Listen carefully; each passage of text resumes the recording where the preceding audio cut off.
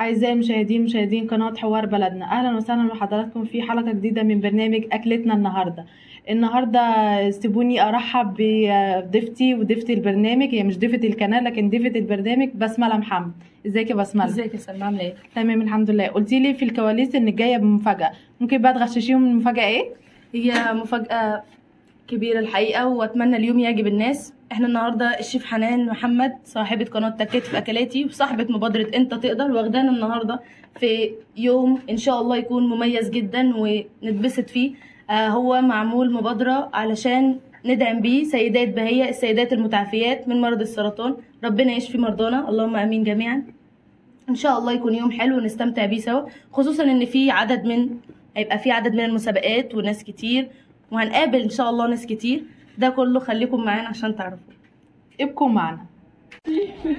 كانت شرفتني مرة في حفل للجريدة، ربنا يخليك يا رب. الجميلة سامية الجمل حلوين، فبصراحة أنا مبسوطة جدا وبعتذر عن نفسي إن أنا أشكركم كلكم. شكرا.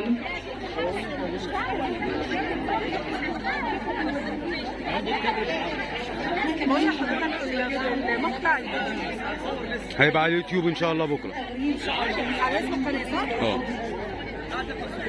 عليكم جميعا، ودايما كل سنه وانتم طيبين وكل مره وانتم طيبين. دايما احتفالات كده هي بتديني امل كده وناس جميله كده. انا اصلا بحب قوي ست انا بتعرف ربنا كويس قوي وبتترجمه بحقيقه ومعاملاتها مع كل. طبعا بشكر بهية على المجهود الجبار والانساني واللطيف والتاني. يعني هي بتتعامل بكل انواع الاخلاق والجمال والطيبه ونفس الوقت السند. يعني انا بشكر بهية حقيقي من كل قلبي، وبنقول دايما كده يا رب على خير، وباذن الله المره الجايه نكون متجمعين وفرحانين بالحق من العدوان اللي هم عليه باذن الله، ويقدروا يقعدوا يستمروا في ارضهم ويبنوها، واحنا كمان نستمر في مسيرتنا الجميله بالنجاح وبالتفوق وبطاعه ربنا سبحانه وتعالى وبالشفاء، وربنا ان شاء الله يديكم الصحه والعافيه جميعا. كل سنه دايما وانتم طيبين وهي طيبه. بعد اذنك يا عسل.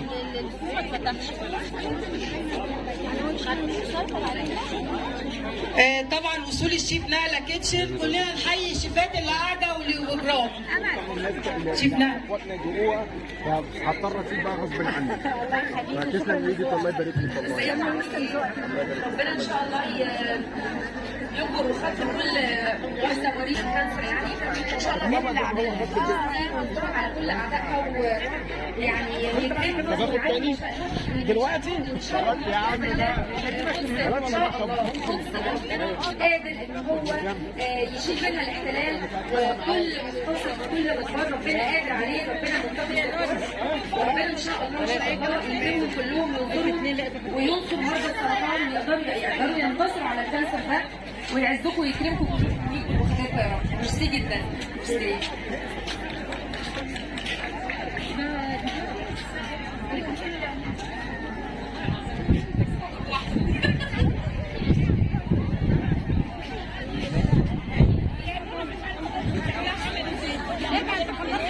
أعزائي مشاهدين قناة حوار بلدنا، أهلا بكم النهاردة في حلقة جديدة من برنامج أكلتنا النهاردة. برنامج أكلتنا النهاردة في اليوم العالمي لمستشفى بهية. بنغطي اليوم العالمي وبنغطي معانا شيفاتنا، ومعانا حاجة شكلها حلو قوي بيدعموا مستشفى بهية. ومعانا النهاردة شيف حنان محمد صاحبة مبادرة أنت تقدر، ومعاها النهاردة قايمة بتدعم مستشفى بهية. معانا اتفضلوا شيف حنان. من الحاله ازيك يا شيف حنان؟ ازي حضرتك؟ متشكرين جدا على الحاجه الحلوه اللي حضرتك بتعمليها معانا ومتواجده في كل حاجه. النهارده بتدعمي مستشفى بهيه، تقولي ايه والنهارده اليوم عامل ازاي ووصف لنا احساس حضرتك؟ طبعا حنان محمد صاحبه قناه تكاتي في اكلاتي وصاحبه مبادره انت تقدر، وعاوزه اقول زي ما احنا بنعمل مبادرات وزي ما بنطلب دعم من الناس، بيجي الوقت اللي احنا كمان نفسنا لازم ننزل بنفسنا عشان ندعم الناس. طبعا دعم مستشفى بهيه حاجه جميله جدا، في كم من الشيفات الكبار جدا ما شاء الله، يعني يا ريت يعني تعملوا لقاءات معاهم، خبره احسن مني وما شاء الله في المجال قبلي. ساعدينا النهارده يا شيف. لا ان شاء الله معاكم. وطبعا انا بشكر استاذ شريف لطفي، بشكر الاستاذه نوره، وبشكركم على تواجدكم هنا معانا. طبعا على فكره لو انا عامله مجهود يعني 1% فكل الزملاء عاملين 100%. طبعا سامحوني على الرداء الاسود لان اختي متوفيه فما كانش ينفع انزل بلبس الشيفات خالص. فطبعا انتم منورين المكان ومنورين كل حته، ومعاكم شيف جميل جدا اهوت هيعرف بنفسه. الشيف احمد نبيل من بورسعيد. النهارده فرحت جدا ان انا النهارده اكيد قدمت عمل الخير دوت. انا اصلا من زمان اصلا كنت مستني اليوم دوت.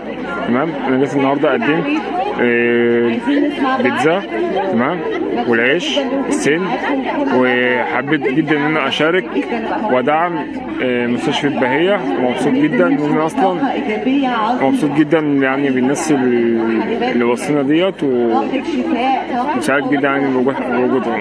شكرا يا شيف، نورتنا يا شيف. اهلا وسهلا. عرفنا بحضرتك. انا الشيف محمد غانم. دلوقتي احنا جاي بطبق النهارده، جاي كوسه بشاميل، وجايين النهارده نحتفل، يعني مش نحتفل، جايين ندعم مستشفى بهيه وندعي لهم بالشفاء ان شاء الله. متشكرين جدا يا شيف على مجهودك العظيم دون. عايزين بقى استفسار كده، اتحفتنا بايه النهارده يا شيف؟ انا النهارده للاسف انا ما لحقتش في الاخر، فعملت ايتم واحد، عملت اللي هو الكوسه بشاميل بس. شكرا يا شيف. ياسمين محمد. يا سالي تعالي. ياسمين محمد، والنهارده عامله طاجن رز معمر بالسمنه والسكر وايه تاني، وجايين ندعم بهيه طبعا، وطبعا بندعم كمان كل الدعم لفلسطين. شكرا. اتفضل عرفنا بنفسك يا شيف. انا اسمي الشيف هاني الجوهري، صاحب اكاديميه اقوى كورس في مصر لتعليم الاكلات، وعندي حاجه على الانترنت اسمها مطعم اونلاين بنسوق المنتجات اللي هي الفرايد. ارخص اسعار تشوفيها في حياتك مع الجو كمان. شكرا يا شيف، تشرفنا بوجود حضرتك. ايه احساسك النهارده يا فندم وحضرتك بتساعد وتشارك في حاجه حلوه زي دي؟ بصي، هو اي عمل خيري انا بحب اجي فيه، اي عمل خيري انا بحب اجي فيه لهدف واحد، يعني ان ده خير، يعني ربنا سبحانه وتعالى جعلنا نعمل خير، ان ربنا يقول لك انا برزق العبد والعبد بيرزق غير، يعني ان دفعت مثلا جنيه ربنا بيقول لك انت مش هحن من عبدي. ده عمل خير، انا بحب اجي في الحاجات اللي زي دي طبعا، ان ده بيبقى شرف ليا وسام احطه على قلبي ان انا اكون فرحان ان انا عامل بهيه الصراحه. شاكرين جدا ان النهارده جمعيه الوفاء برضو معانا وبتقدم وبتغطي معانا اليوم دون، وجمعيه وفاء النهارده معاها رئيس مجلس الاداره استاذ شريف لطفي. عايزين بس كلمه منه. ايه احساس جمعيه الوفاء النهارده بتغطي اليوم؟ عايزين نعرف احساس حضرتك ايه؟ ازيك احنا قلنا ان شيف حنان معانا النهارده فنستغل ان انتوا تسلموا على بعض قدام قناه حوار بلدنا. ازي حضرتك يا فندم؟ ازي حضرتك يا شيف حنان؟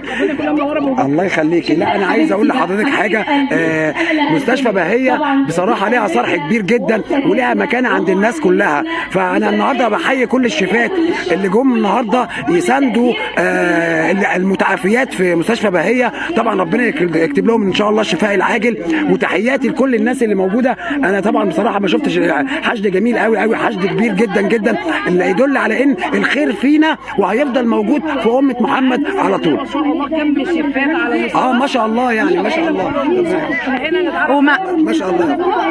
شكرا يا استاذ شريف على حضرتك، وشكرا لاحساسك، وشكرا لان حضرتك دايما ما بتسيبش اي يوم غير لما بتكون. شكرا لجمعيه الوفاء، ربنا يخليك. شكرا يا مستر. اهلا وسهلا. ايه احساسك يا فندم النهارده وانت بتغطي بيوم زي دون وبتدعمينا في يوم زي ده؟ بصراحه مفيش كلام يتوصف، حاجه جميله، يعني الواحد بجد بيشعر من الجمال والناس الناس اللي بتشارك دي كلها، وفعلا يعني الخير في امتي الى يوم الدين زي ما قال الرسول عليه الصلاه والسلام. شاكرين جدا يا شيف. اعزائي المشاهدين، ورجعنا لحضراتكم مع احدى الشيفات الموجوده معانا النهارده في الاحتفاليه من مستشفى بهية. اهلا وسهلا بيك. اهلا بيك يا حبيبتي. اسمك ايه؟ اسمي نينو. اهلا وسهلا بيك يا نينو، اخبارك ايه؟ الحمد لله بخير. قولي لنا ايه رايك في اليوم النهارده؟ لا اليوم النهارده جميل جدا، وانا سعيده جدا ان انا في وسط الناس اللي انا بحبها، وان انا موجوده في بهية وبساعد المحاربات. انا سمعت ان انت كنت مشتركه في مسابقه الاكل، قدمتي ايه؟ قدمت طبق ريزو بال طعمه حلو قوي. عشان كله يدوقه كده، وده شغلي اساسا ان انا عامله بيه كادرنج وطالعه بيه في نينو فراولات. برافو عليك. وصفحتي يوميات نينو حلوش اس. فدي الاكله، وبشتغل في المصنعات كمان. دي الاكله اللي انا بحبها اكتر حاجه، انها تطلع براند بالنسبه لي، عشان احنا طبعا هنعمل مقاطعه للحاجات التانية، فعندكم نينو بقى. شكرا يا نينو، انا بشكرك. ومعانا النهارده شيف تاني برضو بيغطي معانا اليوم، وعرفينا بنفسك يا شيف. الشيف نهال مجدي. ايه احساسك النهارده وحضرتك بتغطي معانا اليوم ده وموجوده معانا في اليوم ده؟ طبعا فرحانه جدا، وما كنتش متخيله ان هو هيبقى بالحلاوه دي، ويا رب دايما متجمعين في خير، ومصر دايما يعني عمرانه باهلها، ويا رب بنتمنى النصر لغزه يا رب. وهنرجع لكم تاني. بهية، انت بهية، انت مصر بجد. انتوا بتعملوا شغل حلو قوي قوي قوي قوي قوي، وانا دايما معاكم في كل حاجه، عشان انتوا بتسعدوا المرضى. يعني المريض داخل يتفسح وداخل يقضي وقت حلو وفي حاله نفسيه وبيتعالج وبيدعم وبيعمل مشاريع وبيعمل حاجات تفيده وتشغل وقته. ممكن الواحد اول ما بيجيله صدمه المرض بينهار، لكن لما بيلاقي دعم نفسي ومعنوي وعمل يشتغل بيه ويحس انه مفيد في المجتمع، وان في حاجه بيتعلمها لما يخرج من ازمه المرض ده ويرجع يبقى في مشروع عمله، دي حاجه جميله جدا جدا جدا. حقيقه بهية انا بشكركم على وقفتكم جنب المرضى اللي بيبتدوا مرض وبيرجعوا رجال اعمال واستاذ اعمال، وحاجه جميله جدا حقيقه. مشاهدين، ومعانا ومعاكم الشيف ياسر. اهلا وسهلا بك يا شيف ياسر. اهلا وسهلا بيكم، ونورتوا بهية، وشكرا على وجودكم ودعمكم ببهية. ربنا يخليك. ايه اخبارك عن اليوم؟ اليوم انا في قمه السعاده، ان الحشد ده جه النهارده عشان يدعم بهية ويدعم محاربات بهية. انا في قمه السعاده ان كل الناس دي جت من كل المحافظات، رغم الصعوبات رغم المتاعب، بس هم عندهم هدف وعندهم مبدا ان هم جايين يدعموا محاربات السرطان ويدعموا مستشفى بهية ماديا. فدي حاجه اسعدتني واسعدت كل المصريين. حصل في الايفنت النهارده مسابقات اكل، قدمت حاجه؟ لا انا المنظم وانا المسؤول عن اليوم. طب ايه رايك؟ طيب دقت؟ انا دقت طبعا، ما شاء الله اطباق على مستوى عالي جدا، وحاجات شغل عالي جدا جدا بجد، والله بجد يسلم ايديهم. تسلم يا شيف ياسر، انا بشكرك جدا. شكرا. معانا استاذه امل صاحبه مؤسسه الامل. ازيك حضرتك يا مدام امل؟ اهلا بيك. ايه احساسك النهارده مع اليوم العالمي لبهية؟ اولا انا سعيده جدا ان انا للمره الثانيه راعي هنا في مستشفى بهية للمره الثانيه. مبسوطه جدا ان انا بعمل خير، مبسوطه جدا بتواجدي في المكان، مبسوطه جدا ان الناس ديت قد ايه رحيمه وصبوره على المرض اللي هم فيه. بجد انا كل سنه دي ثاني سنه بالنسبه لي في مستشفى بهية بدعم الخير، وبالنسبه لي مبسوطه جدا ان انا اكون راعي كل سنه، وانا مش هتاخر في اي حاجه.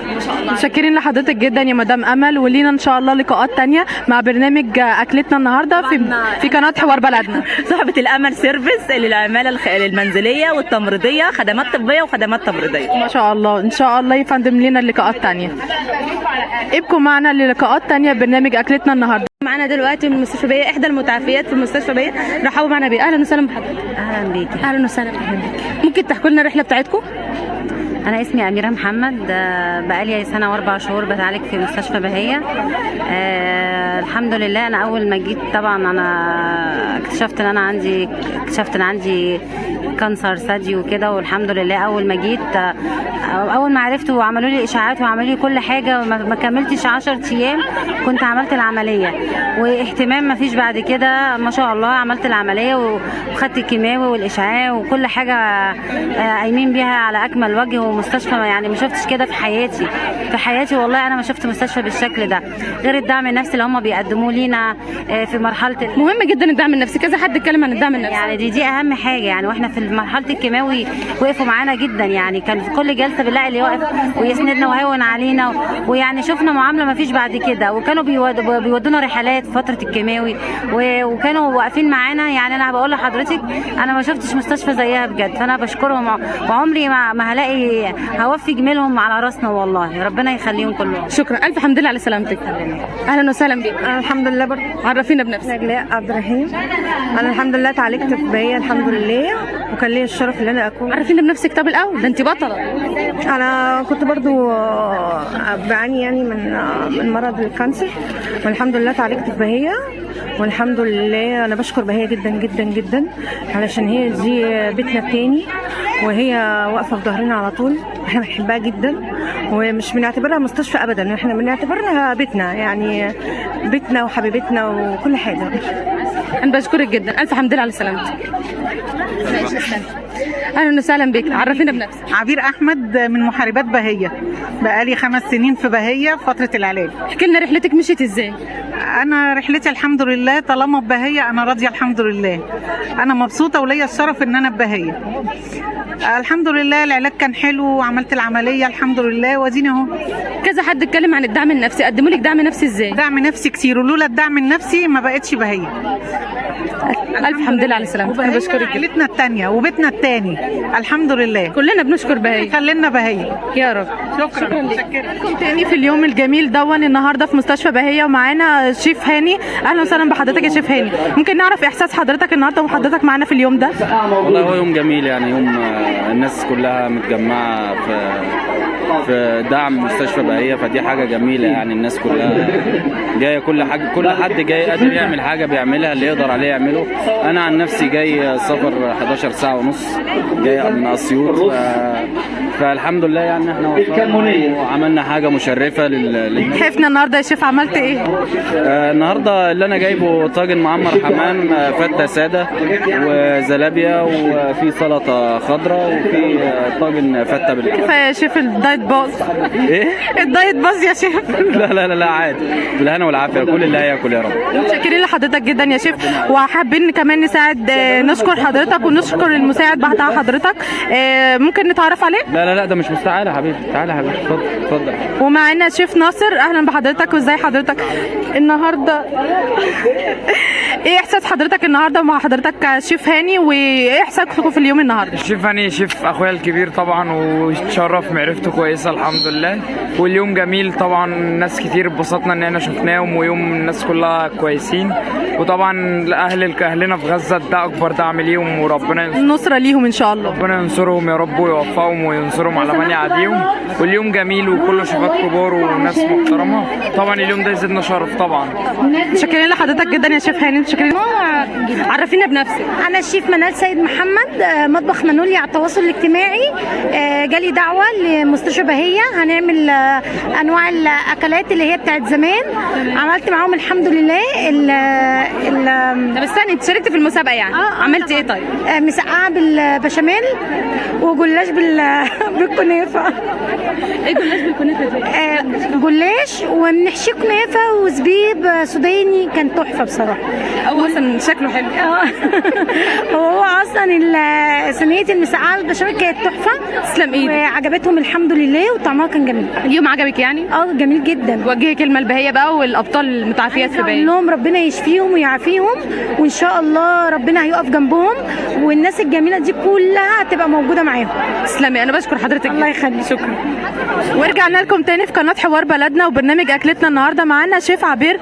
عايزين شيف عبير، ازاي حضرتك الاول؟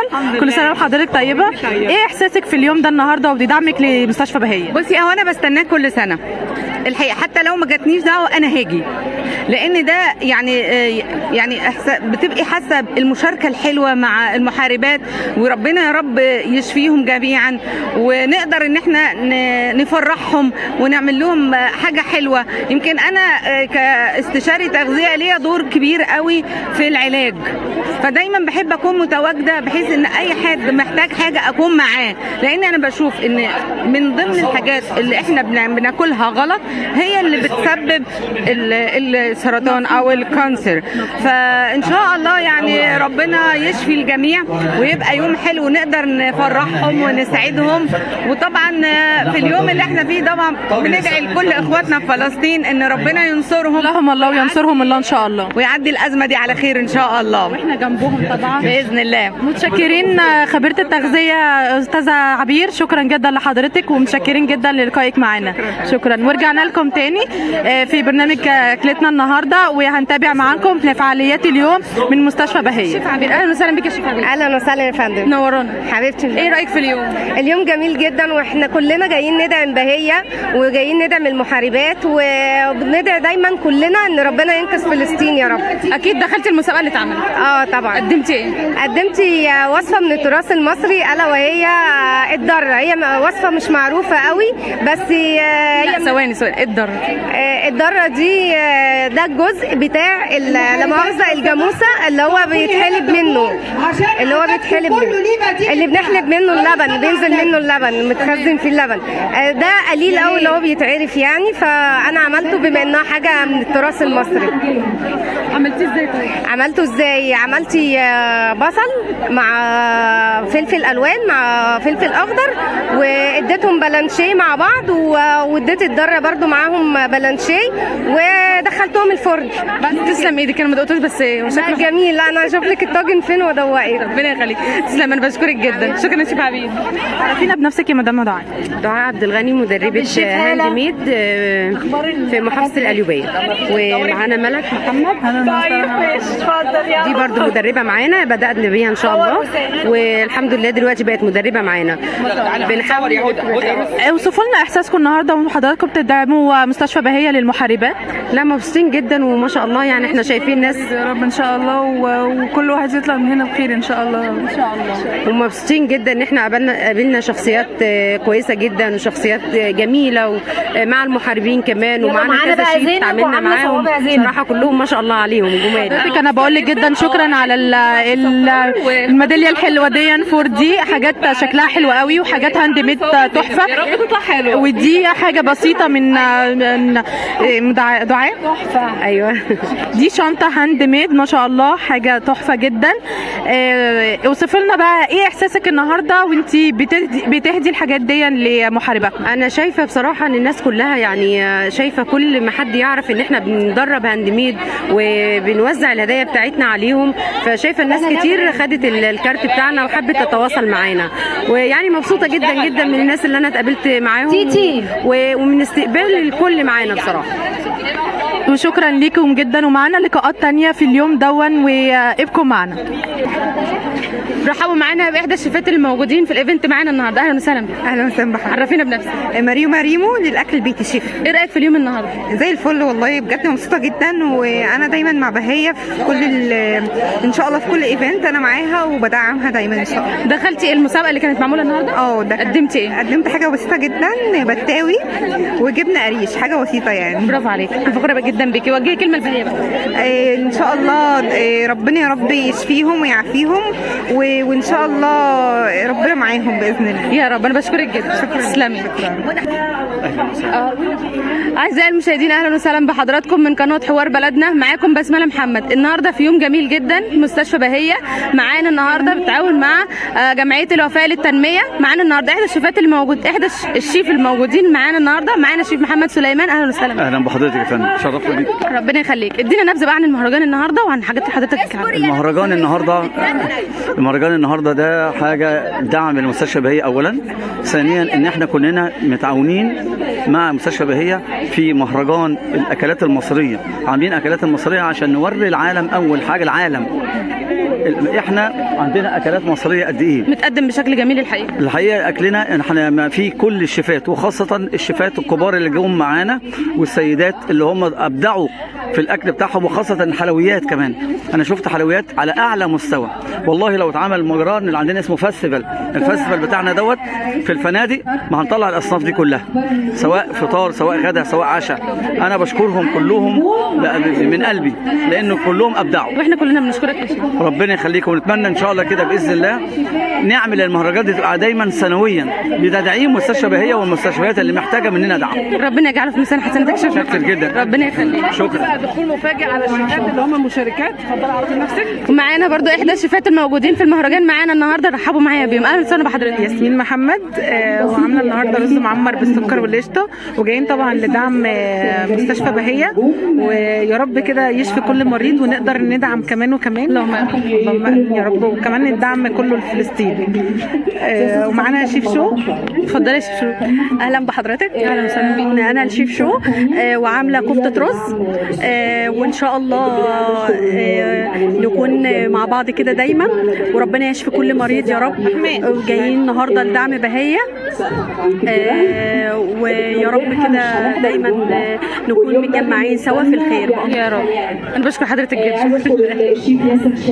اهلا وسهلا بيك. اهلا بحضرتك. عرفنا بنفسك. اسمي الشيف احمد نبيل من بورسعيد. انا حبيت النهارده اشارك في اليوم الخيري دوت، وانا حبيت اشكر جدا الشيف ياسر شاكر، واشكر الشيف محمد سليمان على اليوم الجميل دوت. ولما كلموني الصراحه انا ما اتاخرتش، لان انا بحب اليوم اللي زي دوت بالظبط. تمام، يوم خيري يوم جميل، وربنا يشفي كل مريض. اللهم امين. انا بشكرك جدا، وبشكر الشيف محمد برضه، ربنا يخليك. ابقوا معنا لمعرفه تفاصيل باقي اليوم لاحتفال من مستشفى بهية. خليكم معانا. الشيف محمد سيد، اهلا وسهلا بك يا شيف. اهلا وسهلا بحضرتك. ربنا كلمنا النهارده عن اليوم شويه. والله اليوم النهارده بسم الله ما شاء الله يعني يوم ترفيهي ويوم كويس جامد تمام، ودعم فلسطين يا رب كده، يا رب ينجيهم من الازمه اللي هم فيها. اللهم امين. تمام. وفي نفس الوقت يعني لازم نقف جنب المرضى كده وندعم المرضى ونديهم روح معنويه، لان كل مرض ليه يعني لازم ان احنا نوقف وما نيأس بالحاله اللي هي فيها، لا ندعم ونقول يا رب كده، وربنا سبحان الله مع الدعاء، ربنا سبحان الله ينجينا من اللي احنا فيه.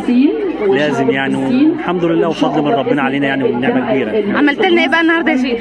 والله انا النهارده يعني عشان جاي من سفر وكده، فالصراحه ما لحقتش ان انا اعمل اي وجبه. تمام، لان انا جاي من سفر ومن شغل لشغل. الحمد لله على السلامه. الله يسلمك. كفايه وجودك النهارده. ربنا يخليك. بشكر حضرتك جدا. رجعنا لكم تاني، وكان تقرير حلو قوي وشكله حلو ويوم حلو، مفاجاه جميله جدا يا بسمله. احساسك كان ايه بسمله؟ بصراحه والله انا حسيت ان انا مبسوطه، حسيت ان انا قاعده وسط ناس انا منهم وهم مني، بجد اتبسطت جدا. دقت الممبار؟ لا دقت انت الفطير؟ دقت الفطير. لا حاجه كانت حلوه جدا، اتبسطنا جدا، كان يوم حلو جدا. عايزه اقول لكم وعايزه اقول لستات مصر، انتوا نص البلد، يعني حاجه حلوه جدا وحاجه افتخري بنفسك مهما حصل. وكنت عايزه اشكر شيف حنان لاستضافتها لينا في اليوم دون. شيف حنان صاحبه مبادره انت تقدر، وصاحبه قناه على اليوتيوب اسمها تكاتي في اكلاتي. شكرا يا شيف حنان على اللي بتعمليه، بجد بارك الله فيكي. مبادره عظيمه الحقيقه، طبعا شاركت فيها بكل شكل جميل بصراحه. واستنونا في حلقات جديده، وهنستنى منكم متابعتكم وكومنتاتكم. استنونا في حلقات جديده. كانت معكم سلمى شريف. السلام عليكم ورحمه الله وبركاته.